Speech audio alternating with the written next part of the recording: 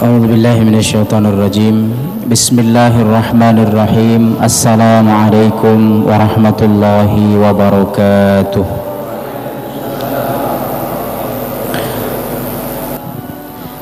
Faqala, Nabi bersabda. Apa kata Nabi?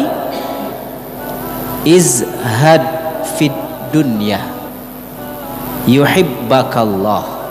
Pertama kata Nabi, Pak, kalau kamu pengen dicintai Allah dan pengen dicintai oleh manusia, zuhudlah terhadap dunia, maka Allah akan mencintaimu. Wazhad fima indan nas yuhibbakan nas. Dan zuhudlah terhadap apa yang ada pada manusia, maka manusia pun akan mencintaimu. Jadi Bapak Ibu sekalian, ya, maksud Nabi ini ini amalan yang bisa mendatangkan cinta Allah dan mendatangkan cinta manusia itu adalah amalan yang namanya zuhud.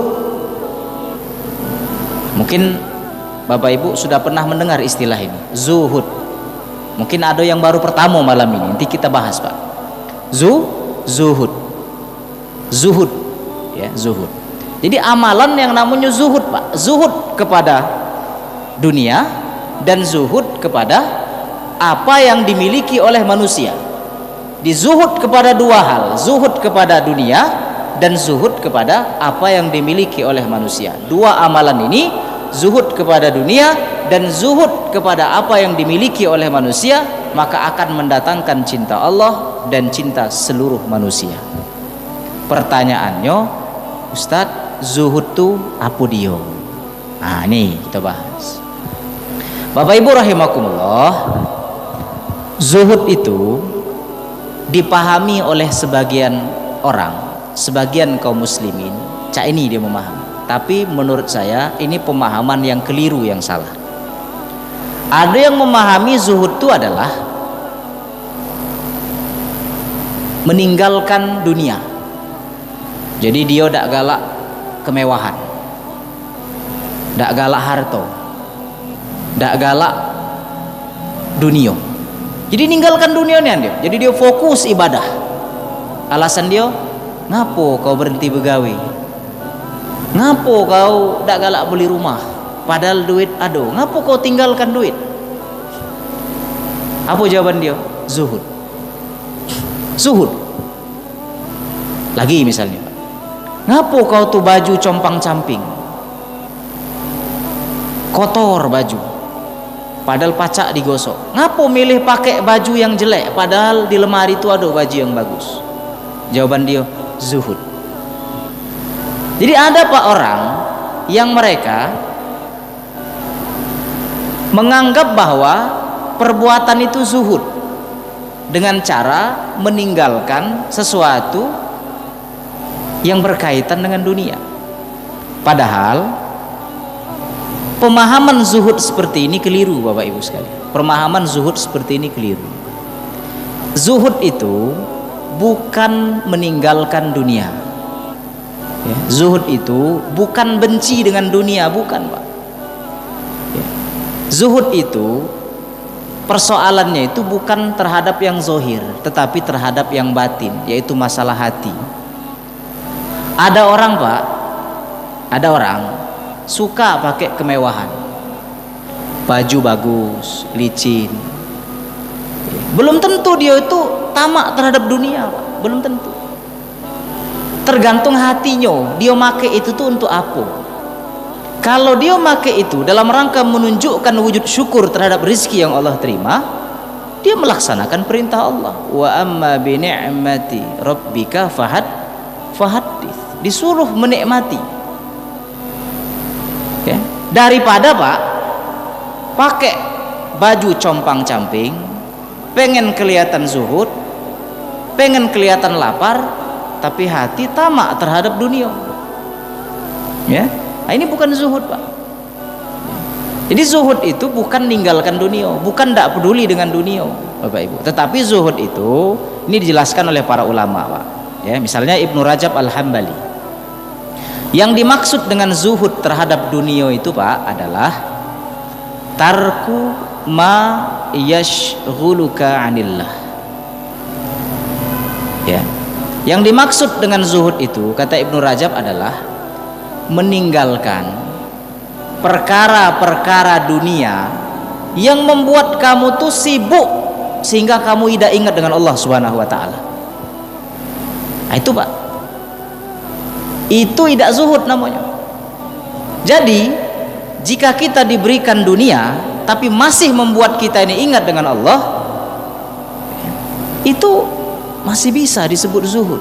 Artinya dunia itu tidak membuat dia melupakan Allah. Ya. Ini tidaklah dikasih Allah dunia. Dengan dunia itu misalnya dia bisa berzakat, dia bisa infak, dia bisa sedekah, dia bisa melaksanakan perintah-perintah Allah. Tapi dia buang misalnya dengan niat untuk zuhud, lalu menyiksa dirinya, menyiksa keluarganya, menyiksa batinnya, ini malah mendatangkan kekufuran, tidak bersyukur atas nikmat Allah. Dalam riwayat Muslim Bapak Ibu sekalian, ini ada cerita Bapak Ibu. Jadi ada 3 orang yang datang ke rumah Nabi Pak. Tapi tujuan mereka itu datang bukan untuk nemui Nabi Pak.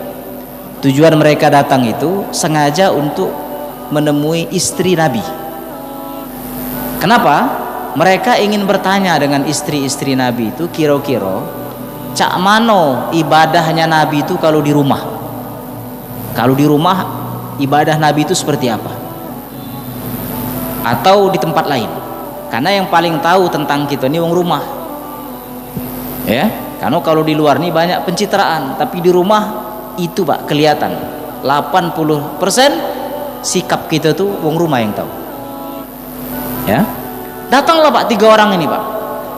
Ketika mereka datang ke tempat istri-istri Nabi, ke salah satu istri Nabi, diceritakan Pak, oh Nabi itu kalau di rumah cak ini, ibadahnya seperti ini, beliau melakukan ini Pak. Akhirnya Pak, setelah bertanya itu 3 orang ini ngambil kesimpulan. Kesimpulannya apa? Berarti ibadah Nabi ini tak perlu istimewa bagi mereka nih Pak. Mereka simpulkan seperti itu. Akhirnya Pak, ada yang ngomong dari 3 tadi ngomong seperti ini. Wajar Nabi itu ibadahnya tidak terlalu istimewa di rumah itu. Kenapa ya? Karena beliau Nabi, sudah terjamin. Nah kita ini belum terjamin uji dia. Jadi akhirnya Pak orang 3 ini Pak berkomitmen. Orang yang pertama ngomong cak ini, mulai hari ini aku nak puasa terus. Aku tidak galak berbuka. Aku nak berpuasa sepanjang tahun. Jadi dia ini pengen puasa terus, komitmen dia pengen puasa terus. Orang yang kedua ngomong cak ini, aku pengen ibadah terus. Aku tidak galak lagi begawi. Aku nak sholat terus, ibadah terus. Orang ketiga ngomong cak ini, mulai hari ini aku nak beruzlah, aku nak berzikir ingat Allah terus, dan aku tidak galak nikah, dan aku tidak galak lagi mendekati perempuan. Ini gawe 3 orang ini Pak. Lalu kemudian Bapak Ibu sekalian, cerita tentang 3 orang ini didengarlah oleh Nabi Pak. Lalu kemudian Nabi manggil mereka. Kata Nabi, benar yang kamu gawe ke? Iya ya Rasulullah, aku sudah tidak lagi mendekati istriku. Yang ngomong tadi Pak, tidak lagi mendekati perempuan. Aku pengen ingat Allah terus. Yang kedua ngomong, ya Rasulullah, aku sering puasa sekarang. Aku tidak lagi berbuka, banyaklah puasanya. Yang ketiga ngomong, aku tidak lagi ya Rasulullah berusaha bekerja, aku ibadah terus di dalam masjid. Apa uji Nabi Pak? Faqala, Nabi berkata begini, tahu tak kamu, kata Nabi, ana akhsyakum ilallah, aku inilah yang paling bertakwa kepada Allah. Aku inilah, bahasa Nabi itu, aku ini lebih bertakwa dari kamu itu, aku ini lebih taat dari kamu itu. Tapi kata Nabi, kalau aku puasa, aku juga buka. Kadang aku puasa, kadang aku makan. Kadang aku puasa, kadang aku minum. Artinya maksud Nabi itu Pak, aku tidak berpuasa sepanjang tahun. Ada kalonyo kita nih, fisik kita butuh makan, fisik kita butuh minum. Yang kedua nih, aku juga ibadah, tapi kadang aku tidur, tidak ibadah terus. Tapi juga jangan tidur terus juga. Yang ketiga ini Pak, kata Nabi, aku nih juga lebih bertakwa dari kamu, tapi aku nih juga menikah. Aku makan, aku minum, aku tidur, aku bangun, aku menikah, aku mendekati perempuan. Jadi Nabi secara tidak langsung ingin mengatakan kepada mereka, perbuatan kamu yang menjauhi dunia, menjauhi perbuatan-perbuatan untuk kita hidup di dunia ini, itu perbuatan yang keliru. Itu bukan zuhud, Bapak Ibu. Ya. Nah, yang dilarang kita terhadap dunia itu adalah seperti kata Ibnu Rajab tadi, ketika dunia ini membuat kita sibuk sehingga kita lupa dari Allah, maka itu yang tidak boleh, Bapak Ibu. Nah, manakala kita diberikan dunia, tapi dengan dunia itu kita masih ingat dengan Allah, kita masih meletakkan kening kita ini untuk beribadah kepada Allah, lisan kita ini tetap menyebut asma Allah, tetap ada rasa takut dengan Allah, berarti dunia itu Pak tidak membuat kita sibuk, berarti kita tuh zuhud, Bapak Ibu sekalian. Maka zuhud itu bukan dari penampilan, bukan dari pakaian, tetapi dari hati kita ini lalai apa tidak dari Allah Subhanahu wa taala. Ada orang pakai Mercy, pakai Pajero, Bapak Ibu, ya, pakai Innova Reborn, bajunya pakai jas, pakai dasi, kelihatan mewah, tapi hatinya itu sangat takut dengan Allah. Boleh jadi dialah yang lebih zuhud daripada orang-orang yang pakai jubah seperti kita, yang seperti takut dengan Allah, tapi hati kita masih tamak terhadap dunia, Bapak Ibu. Itu yang pertama, Pak. Definisi zuhud itu yaitu kata Ibnu Rajab. Nah, yang berikutnya Bapak Ibu, ini Ibnu Hisham mengatakan gini, kata Ibnu Hisham, zuhud itu adalah la tata'allaq al-qalba bid-dunya. Ketika hati kita, Bapak Ibu, tidak diikat oleh dunia. Ya. Jadi selama hati kita ini, Pak, tidak diikat oleh dunia, artinya dunia itu kita kendalikan, bukan kita yang diikat oleh dunia, bukan kita yang dikendalikan oleh dunia.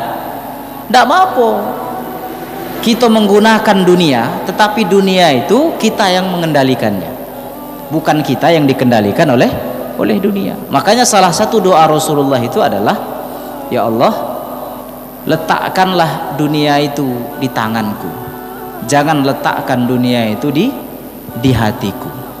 Ngapa Pak? Kalau dunia itu di hati kita, kita bangun nak tidur ingat dunia, bangun tidur ingat dunia. Tidak sholat ingat dunia, pas sholat masih ingat dunia. Itu pertanda hati kita itu sudah diikat oleh dunia. Nah ini Pak, walaupun kita sholat, walaupun kita beribadah, tapi hati kita masih terikat dengan dunia, ini pertanda kita ini belum zuhud, Bapak Ibu. Maka ini perlu dipelajari. Oleh karena itu Bapak Ibu sekalian, Umar bin Khattab, seorang sahabat yang kelihatan keras, sangar, tapi kalau sudah berkaitan dengan hati, ya, itu beliau luluh langsung, Pak. Mungkin pernah saya ceritakan di majelis ini. Umar bin Khattab, Bapak Ibu, saking beliau takut hatinya itu dikuasai oleh dunia, Pak, beliau suatu ketika itu, Pak, berniat ingin melihat kebun kurma yang sudah lama tidak dia lihat. Ternyata pas dia sampai di kebun kurma itu, Pak, kaget dia, Pak. Kebun kurmanya ini sudah mulai nak berbuah galau, Pak. Akhirnya apa, Pak? Ya cak kita loh, Pak, mungkin ngelihat sesuatu yang wah ini luar biasa nih, karet lah nak tumbuh ya, misalnya ada sawit misalkan, Bapak Ibu kan. Tapi ternyata Pak, tidak terasa, Pak, dia ini lewat sholat zuhur, lah nak masuk waktu asar, Pak. Zuhur lewat, lah nak masuk waktu asar. Ya karena dulu azan susah, Pak, nak didengar. Sekarang azan sini kedengaran sono, azan sini sarung, gampang, Pak. Saking lemaknya, Pak, ngelihat asetnya tadi, Pak. Ketika dia sadar, Pak, Bapak Ibu sekalian, ketika dia sadar waktu asar ini sudah masuk, sedangkan dia belum sholat zuhur, nangis beliau tersungkur, Pak. Setelah selesai sholat, dia tegak depan kebunnya, dia ngomong, cak ini, kau ini nunjuk ke kebunnya tadi, kau ini sudah melalaikan diriku dari sholat. Kau udah melalaikan pandangan, melalaikan hatiku dari sholat. Bukan dia tidak sholat pak, secara fikih sah baik. Kenapa? Karena beliau tidak tahu, ya, bukan sengaja melalaikan. Ya, akhirnya apa pak? Dijualnya lah kebunnya tadi pak. Semua hasil jualannya tadi diberikan untuk kepentingan kaum muslimin. Merasa bersalah pak. Ini ciri orang yang hatinya tidak diikat oleh dunia. Nah kita ini bapak ibu sekalian, berapa banyak kewajiban kita ini kepada Allah kita tinggalkan, kita lalaikan demi mengejar dunia. Bukan sebaliknya, kita tinggalkan dunia demi untuk meningkatkan kualitas hubungan kita ini dengan Allah Subhanahu wa ta'ala. Tidak usah jauh-jauh pak, gampang, lihat baik soal sholat. Ketika Allah menceritakan bapak ibu kisah para nabi, mulai dari Nabi Ibrahim, kemudian Nabi Musa, kemudian Nabi Ismail, kemudian Nabi Idris, Nabi Isa dalam surat Maryam itu Allah ngomong gini pak, fa khalafa min ba'dihim adha'us salah wattaba'us syahawat fasawfa yalqawna ghayya. Kata Allah, setelah generasi ini akan ada generasi di mana mereka itu meremehkan kewajiban mereka berupa sholat. Dan orang-orang yang meremehkan sholat itu biasanya ada hubungan dengan syahwat dunianya. Jadi kalau kita ini pak sering telat sholat, berarti indikasinya ada hal yang salah dengan urusan dunia kita. Ya, jadi simpel aja soal sholat pak. Ya, soal sholat saja. Jadi kalau seandainya sholat ini mudah sekali kita lupakan, mudah sekali kita lalaikan, tidak ada rasa bersalah hanya karena urusan dunia, boleh jadi kita ini pak tidak termasuk orang yang zuhud. Makanya Rasulullah SAW pernah mengatakan, man hafadha 'alaiha, siapa yang jaga sholat, kanat lahu nuran wa burhanan wa najatan yaumal qiyamah. Dia dapat cahaya, dapat petunjuk, dapat keselamatan di hari kiamat. Orang yang fokus jaga sholatnya, yang prioritaskan sholatnya, ya. Selain pertanda bahwa orang ini hatinya tidak terikat dengan dunia. Nah, itu ciri yang kedua pak. Jadi zuhud itu cak itu pak, tidak terikat hatinya dengan dunia. Yang ketiga bapak ibu sekalian, zuhud itu kata Ibnu Hazm nih Al-Andalusi, orang yang zuhud itu pak bukan berarti dia itu tidak make dunia, bukan, tetapi dia ahabbal akhirah, dia pakai dunia, dia nikmati dunia, dia gunakan dunia, fasilitas dunia yang Allah kasih ini dipakai, tetapi akhirat lebih dia cintai. Dia lebih dicintai pak. Kan Allah sendiri ngomong, apal galau kita ayatnya, wal akhiratu khairul laka minal ula, dan akhirat itu lebih utama bagimu dan lebih kekal untukmu. Nah orang pak yang mengutamakan akhirat, lebih mencintai akhirat, bukan berarti dia meninggalkan dunia, tetapi dia gunakan dunia itu sebagai bekal dia untuk akhirat. Tidak bisa pak kita tinggalkan dunia ini, karena kita takdir kita di dunia, dan jalan kita untuk akhirat itu harus melewati dunia. Jadi Islam ini bapak ibu tidak menyuruh kita meninggalkan dunia, tetapi yang diperintahkan dalam Islam ini zuhud terhadap dunia, bukan meninggalkan dunia. Ya, jadi yang punya kewajiban bekerja, menghidupi anak istri dan sebagainya, laksanakan takdir itu, ketetapan Allah itu, amanah Allah itu. Tetapi jangan lupa, semua itu harus menjadi sarana kita untuk lebih mencintai akhirat. Ya, makanya dalam Al-Quran itu jelas pak, tidak ada ayat menyuruh kita meninggalkan dunia. Yang ada adalah wabtaghi fima atakallahu daral akhirah. Apa kata Allah? Carilah olehmu apa-apa yang sudah Allah tetapkan, yang Allah berikan untukmu, yang Allah janjikan untukmu untuk kehidupan akhirat. Jadi yang pertama Pak, yang disuruh Allah itu adalah kita ini memperbanyak bekal kita untuk kehidupan akhirat. Tetapi Allah lanjutkan, wala tansa, tapi jangan lupa kau tuh masih hidup di dunia. Lihat Pak, ada orang yang memotong ayat ini. Jangan dunia nian, udahlah lupakanlah dunia. Salah, bukan lupakan dunia, tetapi adalah ingat ada jatah kita di akhirat. Wala tansa, jangan lupa terhadap dunia itu. Maksud jangan lupa itu adalah gunakan nikmat dunia itu sebagai jalan kita memperbanyak bekal perjalanan panjang akhirat. Dan fasilitas dunia kita ini banyak Pak, mulai dari umur, harta, kesehatan, fasilitas galau nih Pak. Semua fasilitas ini dikasih oleh Allah itu untuk perjalanan akhirat kita. Nah, kuncinya itu adalah yang mana yang lebih kita cintai. Disitulah cara Allah melihat siapa yang zuhud tadi Pak. Jadi orang yang zuhud itu adalah bukan meninggalkan dunia, tetapi dia memandang dunia itu tidak lebih penting daripada akhirat. Jadi dia lebih cinta akhirat. Jadi kalau kita lebih cinta akhirat Pak, gawi dunia ini selalu kita kaitkan dengan akhirat. Contoh Pak, gawi dunia ini bisa dihubungkan sama akhirat. Misal Bapak Ibu menjadi ketua RT.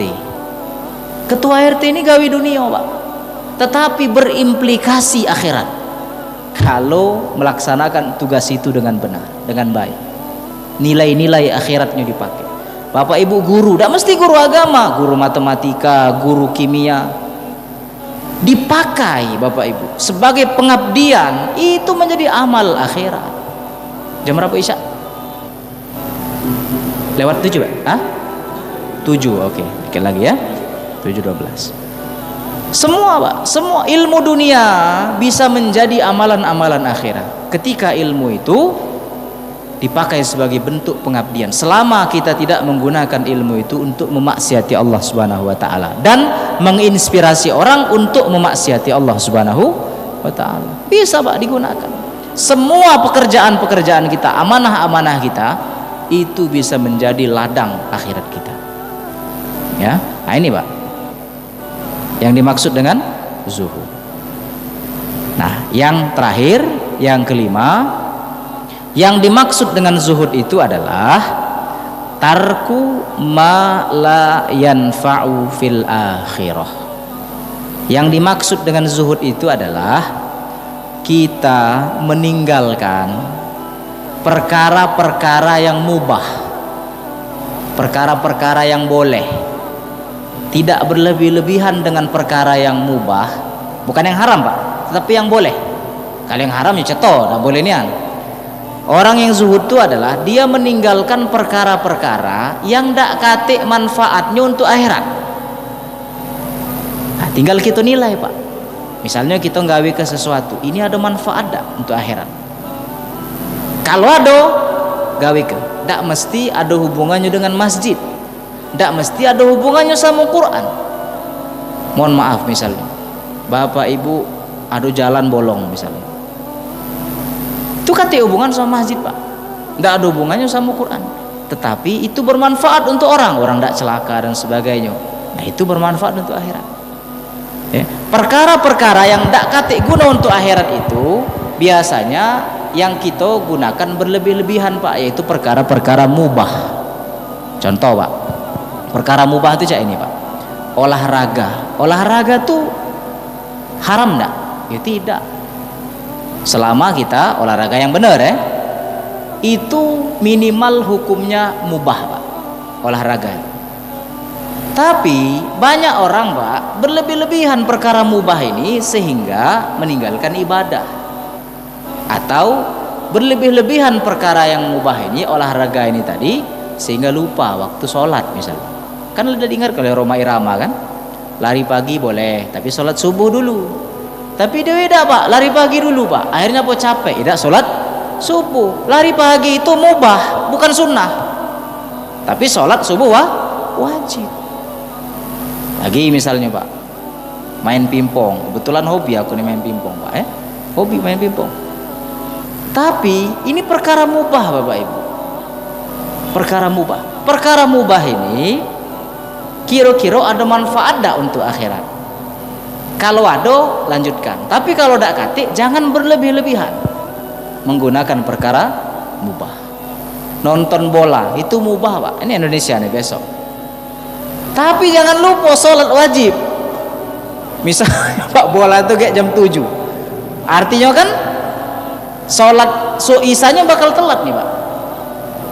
Ya, tidak apa-apa memang tidak ada, masih ada waktu sholat gitu ya. Tapi itu perkara mubah nonton itu, Pak.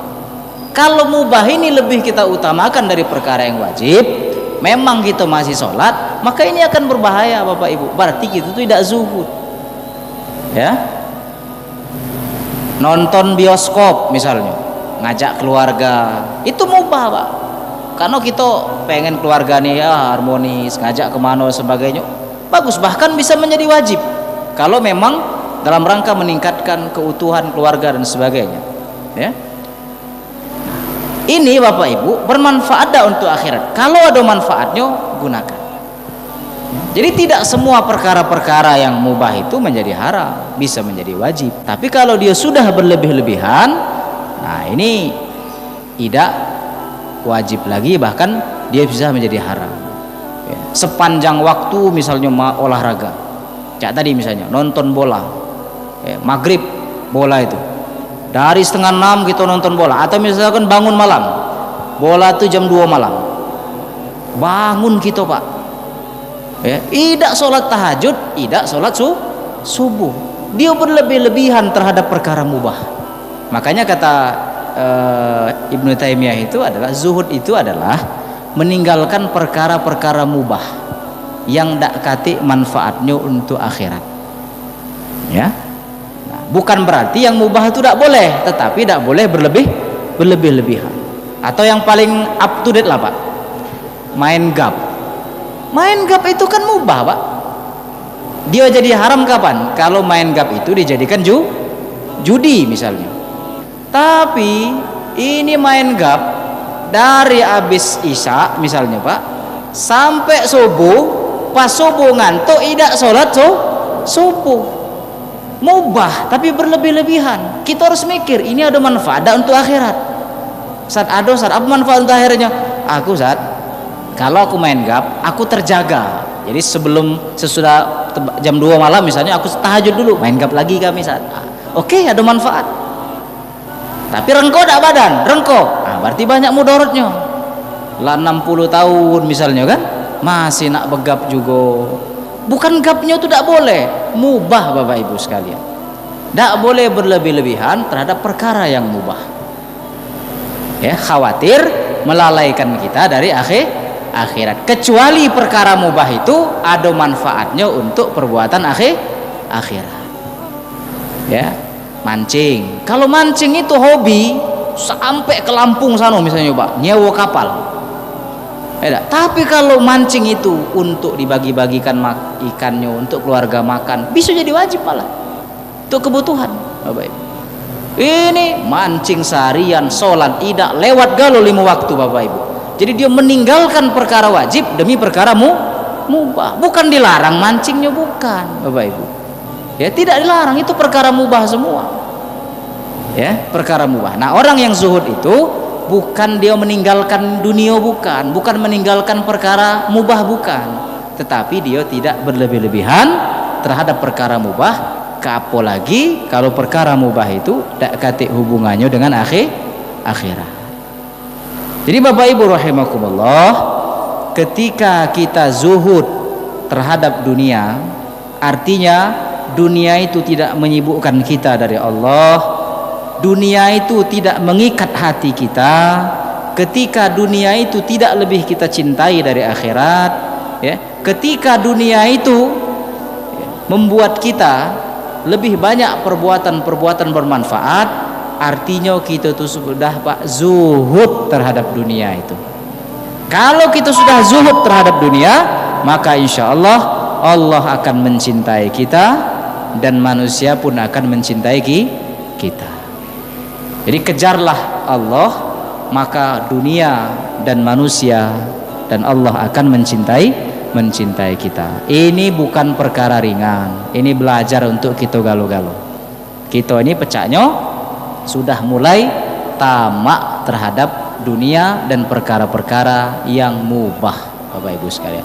Mudah-mudahan Allah Subhanahu wa taala jaga hati kita, jaga kelurusan niat kita, sehingga dunia ini tidak menipu kita. Ya, justru sebaliknya, dunia ini malah menjadi ladang amal terbaik untuk kita ketika kita kelak berjumpa dengan Allah Subhanahu wa taala. Amin ya rabbal alamin. Bapak Ibu rahimakumullah, penutup kajian ini, ingat, jangan lupa ke dunia, tetapi jadikan dunia ini sebagai sarana kita untuk beribadah kepada Allah Subhanahu wa taala. Bismillah. Demikian Bapak Ibu sekalian, mudah-mudahan bermanfaat kita semua. Kepada Allah kami mohon ampun, kepada Bapak Ibu kami mohon maaf. Assalamualaikum warahmatullahi wabarakatuh.